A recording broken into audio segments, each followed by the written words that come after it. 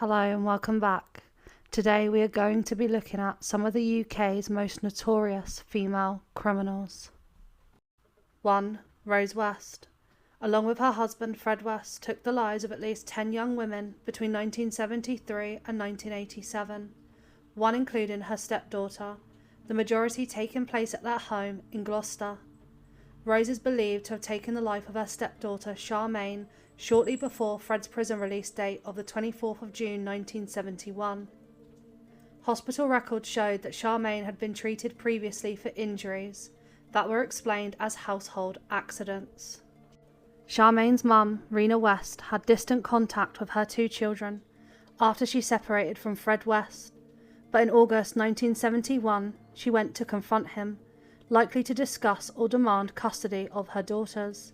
She was never seen again as Fred West took her life. On the 6th of August 1992, Fred West was arrested after being accused of R-ing his 13-year-old daughter 3 times, and Rose was arrested for child cruelty. This case against them collapsed on the 7th of June 1993 when their daughter refused to testify in court. All 5 of the West's younger children were removed from their custody to foster homes. This case brought to light the disappearance of Heather West, their own daughter, who had not been seen since 1987, and this triggered a major investigation. The police searched their house and dug up their garden, and linked them to taking the lives of at least 10 young women. They were both arrested in February 1994. During Rose's trial, she denied any charges. She insisted that her husband, Fred West, had committed the acts alone. She claimed to have tried to stop him on one occasion. She continued to say she was innocent of her husband's activities, but the circumstantial evidence that mounted against the couple was considered sufficient to prosecute her for taking the lives of 10 young women. One being her stepdaughter, Charmaine West. Fred was charged with taking the lives of 2 other young women. These were committed before his association with Rose West. While on remand at Birmingham Prison, Fred West took his own life on the 1st of January 1995 at the age of 53. On the 22nd of November 1995, she was found guilty of taking the lives of 10 women and sentenced to life imprisonment, emphasising that she should never be paroled. Almost immediately after she was found guilty, she lodged an appeal. In her appeal, she claimed that her husband, Fred West, acted alone, stating how he had confessed to the police during an investigation that he had taken the lives of up to 30 people. She restated her claims that she had also been victimised by Fred West and that she tried to prevent one of the crimes. On the 18th of March 1996, the Court of Appeal refused to consider her application. In September 2001, Rose West announced her intention not to lodge further appeals against her convictions, while maintaining her innocence. Rose West was initially incarcerated at Bfield Prison. She was later transferred to Low Newton Prison in County Durham. In 2019, she was transferred again to Newhall Prison in West Yorkshire. It was reported that Joanna Deni, who had just been transferred to Low Newton, had threatened to take her life, and this was the reason for her transfer. She is 70 years old and remains in Newhall Prison. 2. Beverly Allett was convicted of taking the lives of 4 infants and attempting to take the lives of 3 others, as well as causing GB to a further 6 at a hospital in Lincolnshire between February and April 1991. She committed these crimes as a state-enrolled nurse on the hospital's children's ward.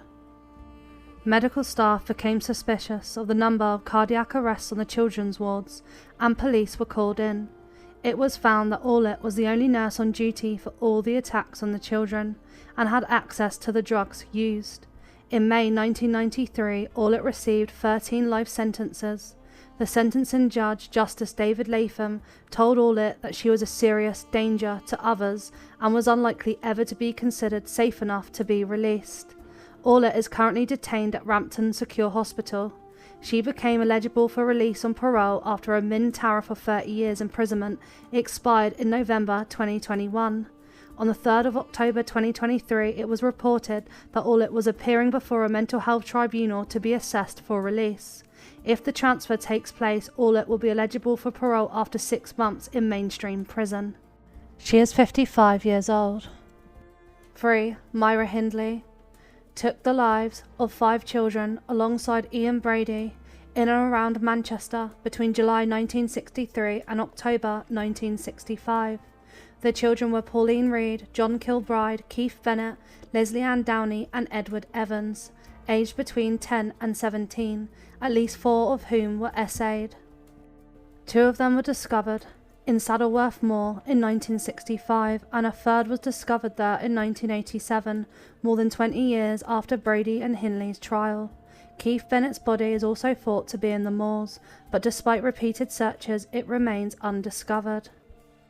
Myra Hindley and Ian Brady were initially charged for only taking the lives of 3 of the children and received life sentences under a whole life tariff. The investigation was reopened in 1985 after Ian Brady was reported as having to confess to taking the lives of 2 more children. In 1987, Hindley had stopped claiming her innocence and confessed to all crimes. After confessing to these additional crimes, Brady and Hindley were taken separately to Saddleworth Moor to assist in the search. Hindley made several appeals against her life sentence, claiming she was a reformed woman and no longer a danger to society, but was never released. On May 15, 2017, at the age of 79, Ian Brady passed away. In 2002, at the age of 60, Myra Hindley passed away in West Suffolk Hospital. 4. Joanna Deni took the lives of 3 men in Cambridgeshire in March 2013. She stated that she wanted to take the lives of a total of 9 men, saying that she did not wish to take the life of a woman and especially not a woman with a child. Her trial began in February 2014 at the Old Bailey in London, where she laughed during proceedings, stating, "I have pleaded guilty and that's that." When questioned about her decision, she said, "I don't want to be controlled by anybody. I don't want to be controlled by my lawyers or by the police." She was sentenced to life imprisonment with an additional order that she should never be released from prison. After her trial, it emerged that probation services were supervising Deni at the time of the spree, as she had been convicted of assault and owning a dangerous dog. It was concluded that the staff dealing with her were inexperienced. She returned to Bfield prison after sentencing, and in 2018 she requested permission to marry her cellmate Hayley Palmer. In 2018, both Deni and Palmer tried to take their own lives during a pact. In June 2020, Deni was reported to be in a relationship with another prisoner, Emma Atkin, a 25-year-old serving a 12-year sentence for her part in taking the life of a man. In 2019, she was moved to Low Newton prison. When she arrived, she threatened to take the life of Rose West, who was moved to another prison. She is 41 years old and remains in Low Newton prison. 5. Mary Bell. At 11 years old, she took the lives of 2 preschool boys in Newcastle. In 1968, she was convicted of manslaughter. In her trial, her actions were judged to have been committed under diminished responsibility as she was 11 years old and was also diagnosed with a personality disorder. Bell was released from custody in 1980 at the age of 23, a lifelong court order granted to protect her identity of her daughter and now her granddaughter. She has since lived under a series of different names. She's 66 years old. 6. Ruth Ellis. Ruth Ellis was a British nightclub hostess. In her teens, she had entered the world of nightclub hostessing, which led to a chaotic life that included various relationships with men. One of these men was David Blakely, a racing driver, who was engaged to another woman. On Easter Sunday, on the 10th of April 1955, Ruth Ellis took the life of Blakely outside the Magdala Public House in Hampstead, London. She was immediately arrested by an off-duty policeman. At her trial in June 1955, she was found guilty. Her sentence was to lose her life. She was the last female criminal to be given this sentence. This happened on the 13th of July 1955 in Holloway Prison. She was 28 years old. 7. Samantha Lewthwaite, also known as the White Widow, is a British terrorist who is one of the Western world's most wanted suspects. She's the widow of a 7/7 London terrorist. She's accused of causing more than 400 people to lose their life. She's a fugitive from justice in Kenya, where she's wanted on charges of conspiracy to commit a felony and is the subject of an Interpol red notice, requesting her arrest with a view to be extradited. She is accused of orchestrating attacks on non-Muslim places of worship. She is believed to have been behind an attack on those watching football in a bar in Mombasa during Euro 2012. In September 2013, there was speculation over her possible involvement in a Westgate shopping mall attack in Nairobi, although other reports have casted doubt on this. As of 2022, her uncle believed that she wasn't alive anymore. Two security analysts have said she was most likely being sheltered at a remote location in Somalia. She is 40 years old. 8. Sarah Barrass. On the 24th of May 2019, police officers were called to a property in Sheffield, South Yorkshire, following reports concerning the welfare of children. 6 children were found in the home, unconscious. They were treated at the Sheffield Children's Hospital, but unfortunately the 2 oldest children lost their lives.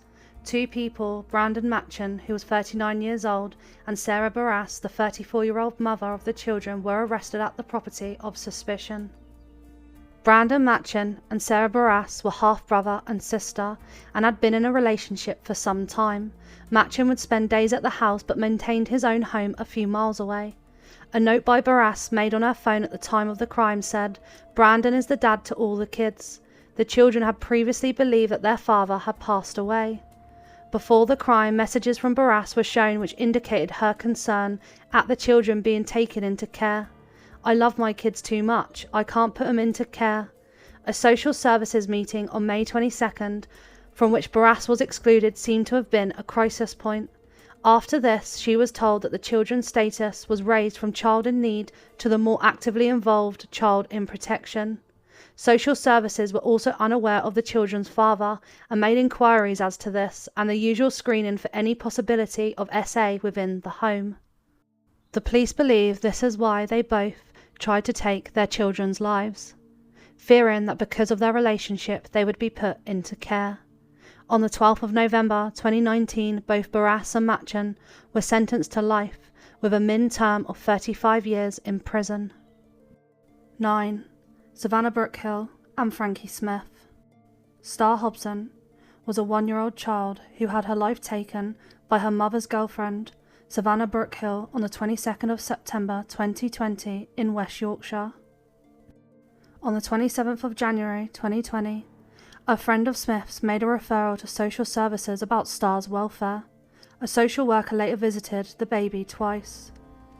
During February, Brookhill sent a video to Smith's sister speculating that Frankie Smith may have cheated on her and called herself a psycho and she would get her revenge. Frankie Smith, Star's mother, got her own flat around the time that the UK went into lockdown in March 2020.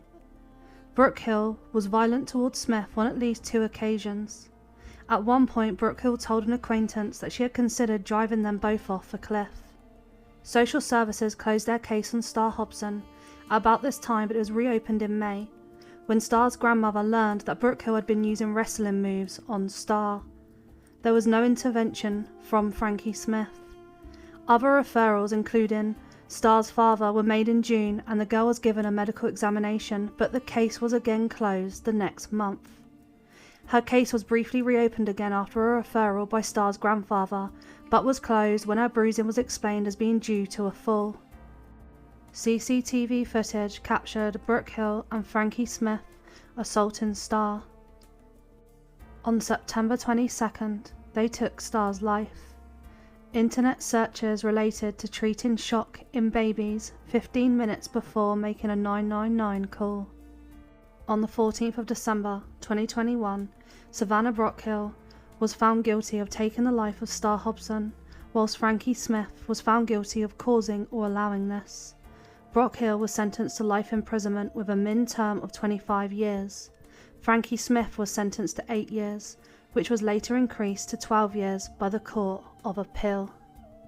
10. Linda Calvi is a known criminal who committed armed robberies and was found guilty of taking the life of her lover, Ronnie Cook. She was known as a gangster and was also called the Black Widow, because all of her lovers ended up with their lives gone or in prison. She has always protested her innocence and that she did not take her lover Ronnie's life. She was released on parole in 2008. Her first husband, Mickey Calvi, lost his life in a botched robbery in 1978. She was then briefly married to Danny Reese, who was the hitman she had originally hired to take the life of her lover, Ronnie Cook. Their marriage took place in Durham Prison. Her third marriage was to millionaire George Caesar. He passed away in September 2015. She denied the crimes, especially taking the life of Ronnie Cook, but she was found guilty. When convicted, she showed no reaction. She spent 18.5 years in prison before being paroled. During her imprisonment in 1995, a tribute was written to her by Charles Bronson.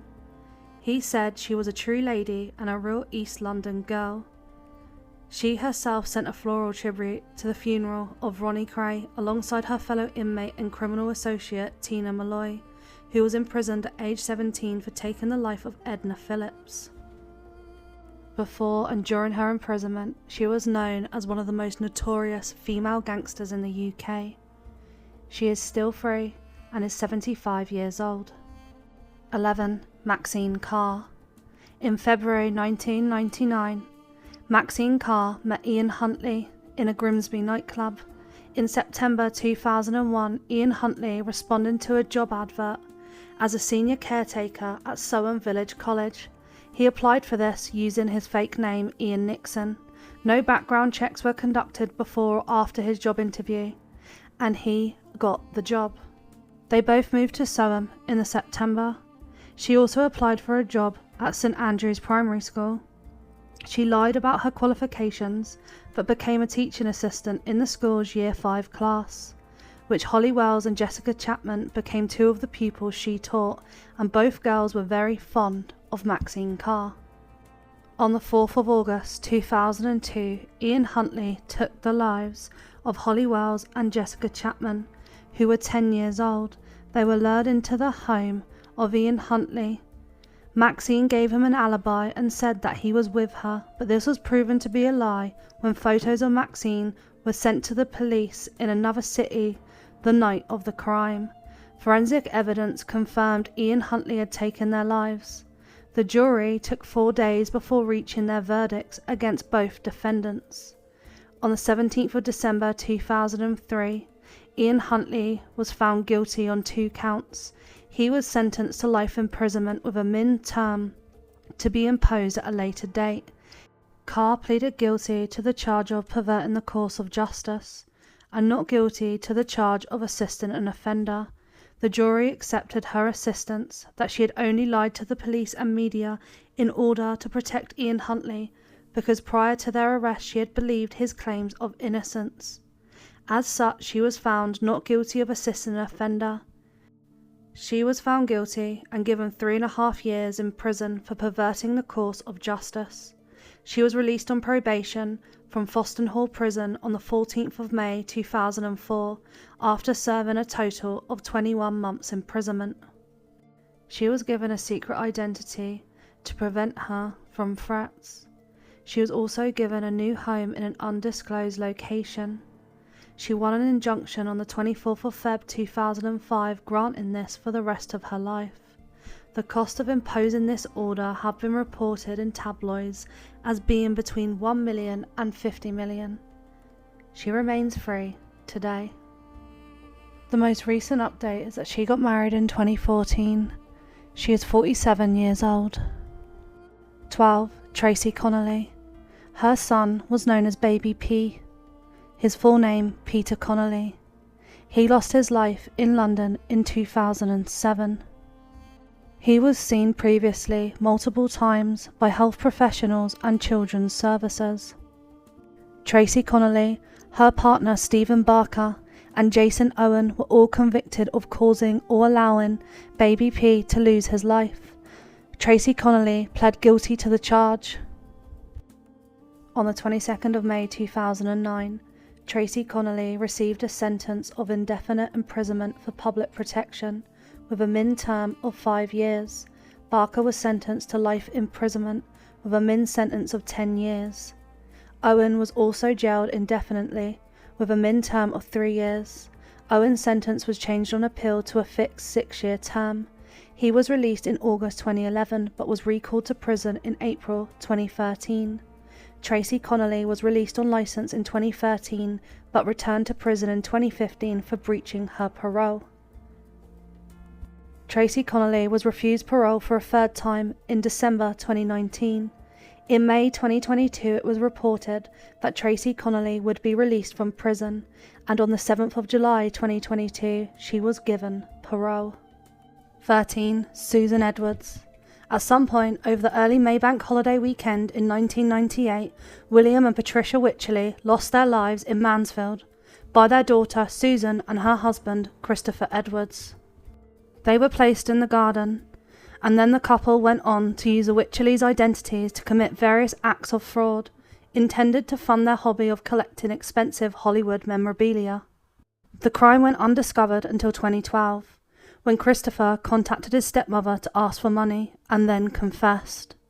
At this point, the Edwards were living in Lille in France, having moved there when the UK's Department for Work and Pensions requested an interview with William Wycherley to assess his needs, as he would have been approaching his 100th birthday. The couple decided to surrender themselves eventually to the police at Pancras railway station in October 2013 after travelling back to. In June 2014 they were both found guilty and were sentenced to life imprisonment with a min term of 25 years. Susan applied for leave to appeal against her sentence in 2015, claiming that her father had essayed her and that the judge did not take this into account. The Court of Appeal dismissed her application. They remain in prison. 14. Emma Humphreys. Emma Humphreys was a Welshwoman who was imprisoned in England in December 1985 after being convicted of taking the life of her violent 33-year-old boyfriend Trevor Armitage. She was only 17 when she was convicted. Humphreys spent a decade in prison before winning an appeal against the conviction. On the 7th of July 1995 the appeal was won on the grounds of long-term provocation. The Court of Appeal reduced the conviction to manslaughter, and she was released immediately. Her successful appeal was significant because it supported the argument that courts should take long-term issues such as battered woman syndrome into account when considering a defence of provocation. Humphreys was assisted in her defence by Justice for Women, a feminist law reform group founded in 1991. 3 years after release, Humphreys unfortunately passed away aged 30 of an accidental OD in her flat in North London. 15. Avril Jones. Margaret Fleming had learning difficulties which had been identified at a young age. After her father passed away in 1995, Fleming began to live with a couple he had been close friends with, Avril Jones and her partner Edward Carney. She lived with them at their house Seacroft in Inverkip. They became her full-time carers, with Jones managing Fleming's disability benefits. In 2016, changes to the social security system meant Margaret Fleming was required to reapply for disability benefits. Avril Jones completed an application form for new benefits on Fleming's behalf, which raised a concern. It was discovered that no one from social services had been in contact with Margaret Fleming for 17 years. When the Department for Work and Pensions or Social Work were able to contact Fleming, Police Scotland visited the couple's home. When police were unable to locate Fleming, a missing persons investigation was launched. Upon investigation, it was discovered the last independent sighting of Margaret Fleming was on the 17th of December 1999, when she had visited the brother of Jones with the couple at his house. The following week she was not present with Carney or Jones at Christmas dinner. On the 5th of January 2000, Jones claimed to her mother that Fleming had left with a member of the travelling community. In 2017, while still under investigation, the couple agreed to be interviewed by reporters from the BBC and STV. In these interviews, they claimed that Margaret Fleming was still alive and had been in contact with them recently. Avril Jones claimed that she had been going to attend the benefits assessment with Fleming, who she said had refused to go, pushed her over and ran away. They also stated that she had been travelling around Europe with members of the travelling community, using a fake passport and going by several identities. They said she had been in Poland and was working as a gangmaster, hiring agricultural workers in the south of England, and was involved in the illegal drugs trade. They also claimed Fleming would come back occasionally to receive a disability benefit money from them. In 2018, they appeared in the High Court in Glasgow and were found guilty and charged with taking Margaret Fleming's life. The prosecution case alleged that Fleming's life was taken by the couple between the 18th of December 1999 and the 5th of January 2000. They also continued then to receive Fleming's benefits. They were each given a life sentence to serve a min of 14 years before being able to apply for parole. Avril Jones was also convicted of fraud and ordered to pay back £182,000 of benefits which had been claimed in Margaret's name. Margaret Fleming has never been found. 16. Rekha Kumari Baker. Davina and Jasmine Kumari Baker had their lives taken by their mother, Rekha Kumari Baker, in Streatham on the 13th of June 2007. She was sentenced to life imprisonment with a min tariff of 33 years. In 2010, the BBC stated that the punishment was one of the longest jail terms given to a woman in the UK in modern times. Davina was 16 years old and Jasmine was 13 years old. The prosecutors stated that Rekha Kumari Baker took the lives of her daughters as a form of revenge against her ex-husband and father of the girls, David Baker. She remains in prison. 17. Bernadette McNeely took the life of Susan Caper in Manchester in December 1992. 16-year-old Suzanne Caper passed away on the 18th of December 1992 after being deliberately lit on fire. Before she passed away, Caper relayed the culprits. She said she had been kidnapped and kept hostage for 7 days at a house in Manchester. This arose from trivial grievances, like public lice and a loss of a pink duffel coat. On the 17th of December 1993, Jean Powell, aged 26, her ex-husband Glyn Powell, aged 29, and Bernadette McNeely, aged 24, were sentenced to life imprisonment. Jeffrey Lee, aged 27, was jailed for 12 years for false imprisonment.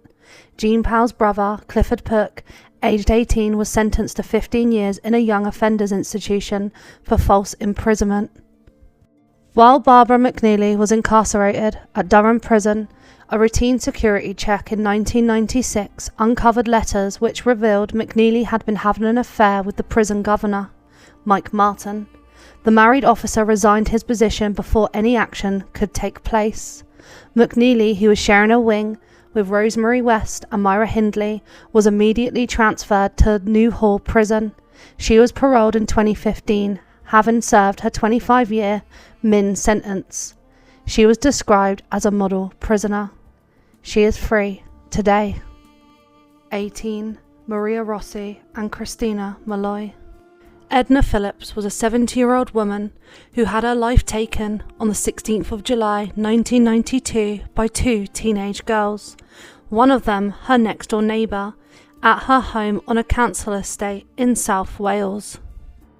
Maria Rossy's family moved into the house next door to Edna with their daughter Maria when she was a toddler.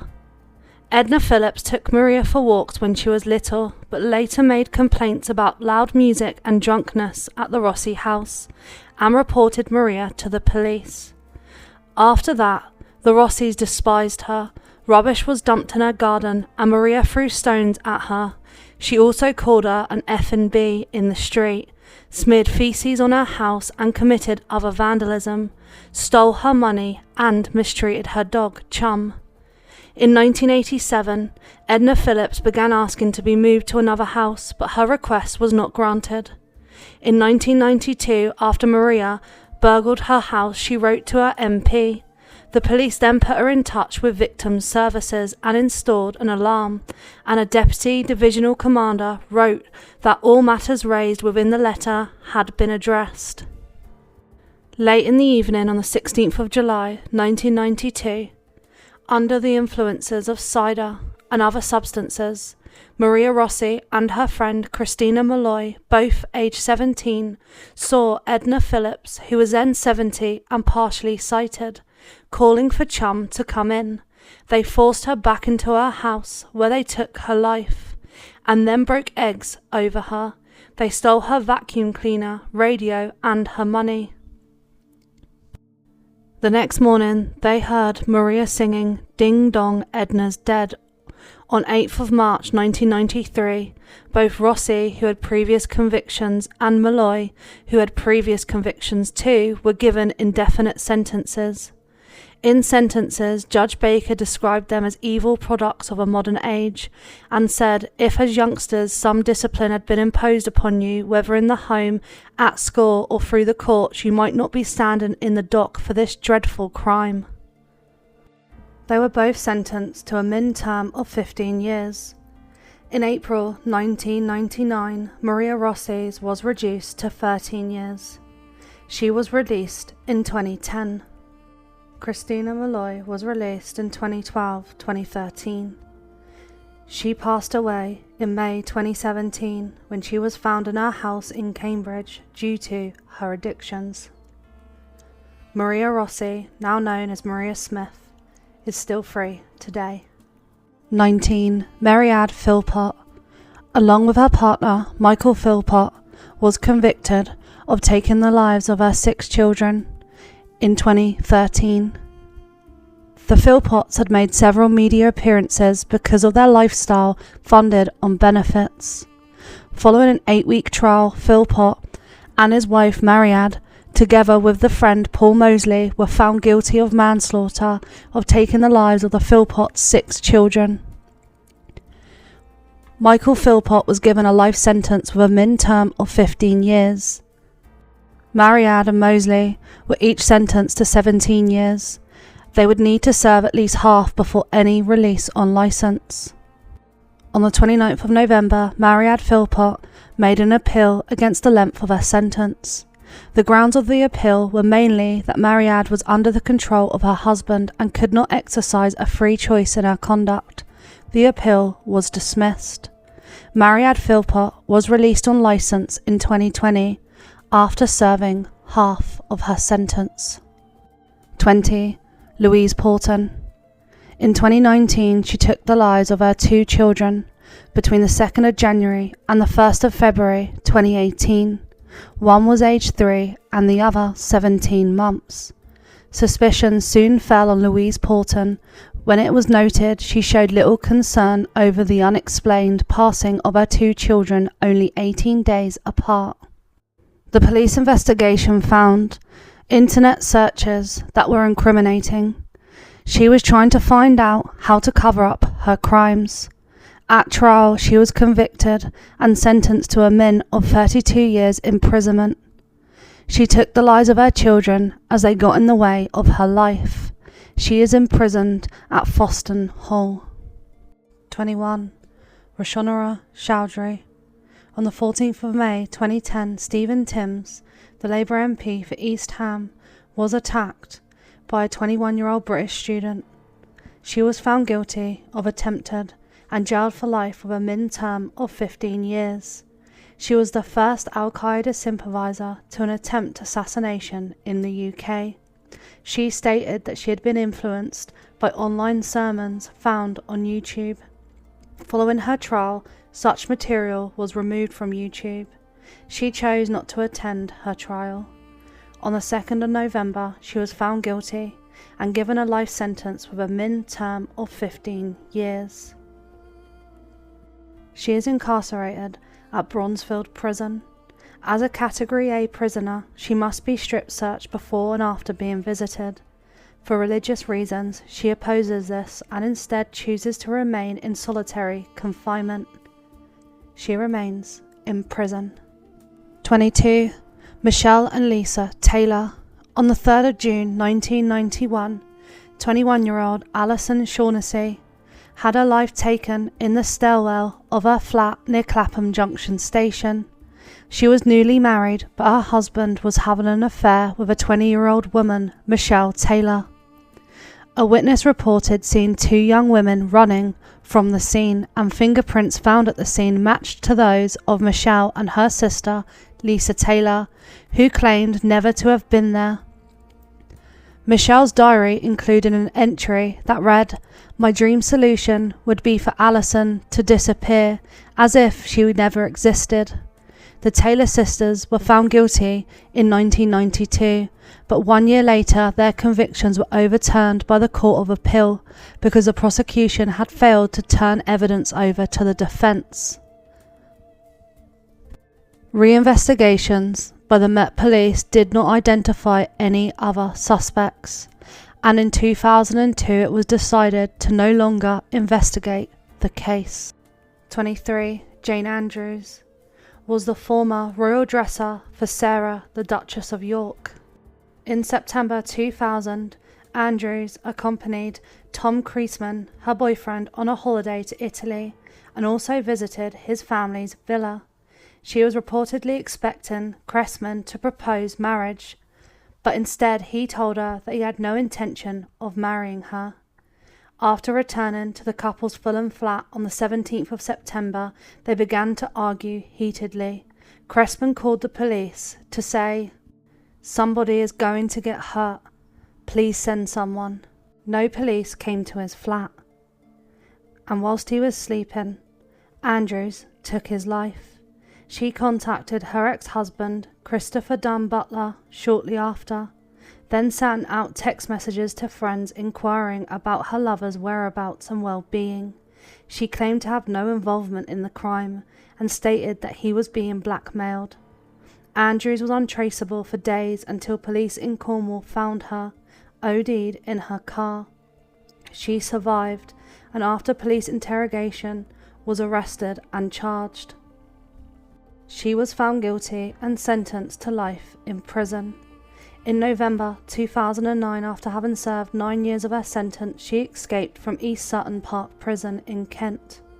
After 3 days, she was captured in a hotel room with her family 6 miles from the prison. She was ultimately not charged. Andrews had been considered for early release several times, but was repeatedly adjudged to be a danger to the public. On the 19th of June 2015, she was released on licence with a view to making the transition from prison to mainstream society. In 2018, she was accused of harassing a former partner. Her licence was revoked and she was recalled to prison. A police investigation found no evidence of the alleged harassment. She was re-released from prison on the 8th of August 2019. 24. Maria Pearson, also known as the UK's forgotten inmate, is notable for being the United Kingdom's longest-serving female prisoner. Having married a man in 1986 after 2 previous marriages, she had a violent relationship with him and separated after 1 month, only to become infuriated and jealous when the man met a new girlfriend. She decided to stalk the 23-year-old woman, abusing her and also sending threatening letters to her mother. Finally, she decided to take her life in the street. She received a life sentence with a min term of 11 years. As of 2024, she has been denied parole 9 times. She has mostly refused to take part in rehabilitation programs in prison and has twice been sent back from open prisons due to repeated poor behaviour such as bullying and intimidation.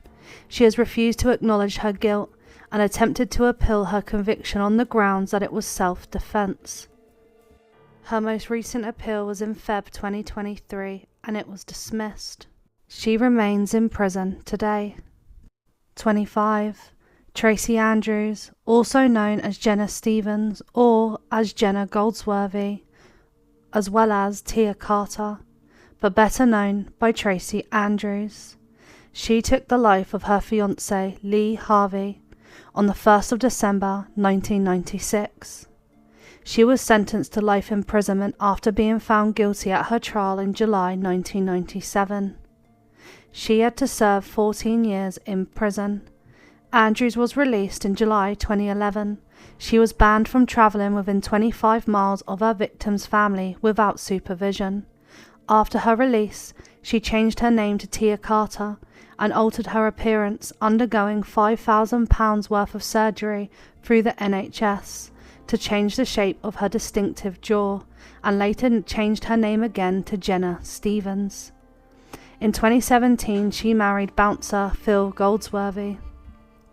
When plans to release her were announced, a fellow female inmate and former prison lover of Andrews said that Andrews continued to act possessive and aggressive in relationships while in prison, revealing that Andrews had attacked her after seeing her speaking with an ex-girlfriend.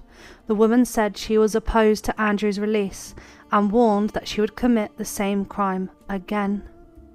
She is free today. 26. Shirley and Lynette Bfield. Donald Bfield disappeared from his home in Harrow, London, in suspicious circumstances on the 11th of May 2001. Despite never finding him, his wife Shirley and daughter Lynette were convicted in 2012 of taking his life. They also pleaded guilty to stealing his pension money and proceeds from the sale of the family house for years after his disappearance, apparently knowing that he would not be able to return to expose them for taking more than $180,000 of his money. The fraud had started only days after he disappeared, with the women pretending to be Don in documents to request his money be transferred into their accounts. It was further found that they had previously attempted to take his life in the days before he vanished. Police discovered he had disappeared on the exact day that he had signed the contract with his wife agreeing to sell the family home. On the morning of the day he vanished, he had also told a policeman of how the women had been attacking him. The women were released on appeal a year after their conviction, although their convictions stood for their crimes of fraud, which they had admitted. Both had their convictions overturned by the Court of Appeal.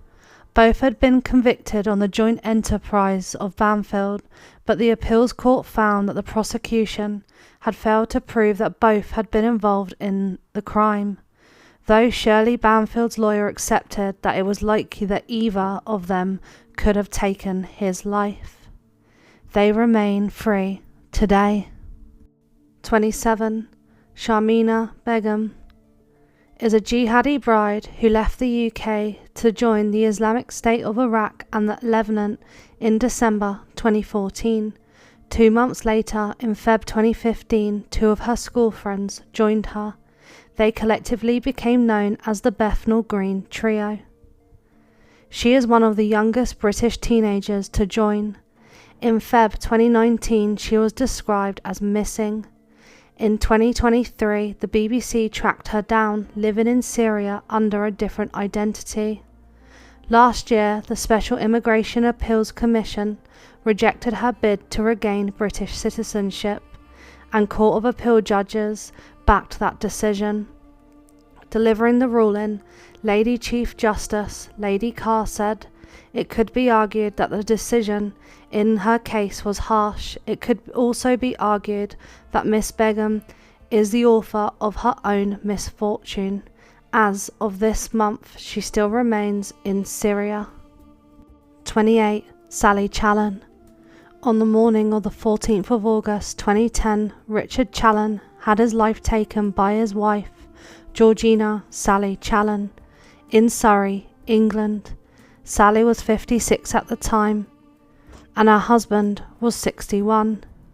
She left a note that said, "I love you, Sally." The crime took place in the couple's home. On the following day, she travelled to Beachy Head and intended to take her own life. She was initially convicted, but the conviction was later squashed on appeal, and she pled guilty to manslaughter. The judge said that her husband controlled, isolated, and humiliated her, and was frequently unfaithful. He sentenced her to 9 years and 4 months imprisonment, which she had already served.